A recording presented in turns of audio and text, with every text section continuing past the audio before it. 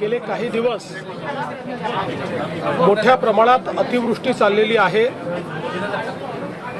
साधारणपणे आतापर्यंत 975.5 मिलीमीटर एवढा पाऊस पडलेला आहे, जो सरासरीच्या 102% इतका आहे। काही भागामध्ये पूर परिस्थितीमुळे लोक अडकलेले आहेत। बीडमध्ये रेस्क्यू ऑपरेशन आपण चालवलं आहे, धाराशिवमध्ये रेस्क्यू ऑपरेशन चालवलेलं आहे। धाराशिवला आता 27 लोकांना हेलिकॉप्टरच्या मदतीने NDRFने बाहेर काढलंय। 200 लोकांना अजून वेगवेगळ्या ठिकाणी सुरक्षित ठिकाणी हलवलेलं आहे।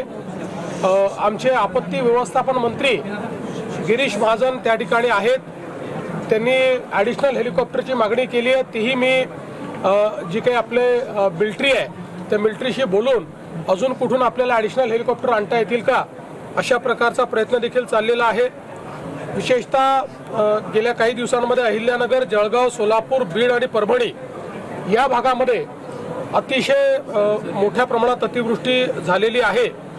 जवळपास यामध्ये 8 जणांचा मृत्यू झालेला आहे, 10 जण हे जखमी झालेले आहेत। आता NDRF आणि SDRFच्या 17 तुकड्या या सगळ्या भागामध्ये त्या ठिकाणी काम करतायत। आपल्याला कल्पना आहे की मागच्या काळातच आपण शेतकऱ्यांचं जे नुकसान झालं त्याचे पंचनामे करण्याचे आदेश आपण दिले होते आणि यावेळी आपण एकत्रित पंचनामे येऊन त्याला एकत्रित मदत करण्याच्या ऐवजी जसे पंचनामे येतात तसं आपण मदत त्या ठिकाणी करतो।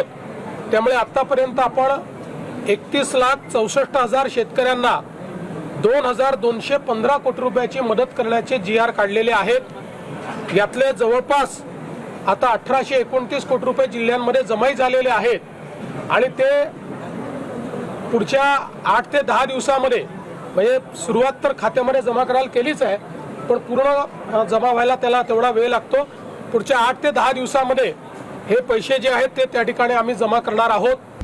आता isakal.com आहे देशातील नंबर 1 ची मराठी न्यूज वेबसाईट। प्रत्येक अपडेटसाठी isakal.com ला नक्की भेट द्या।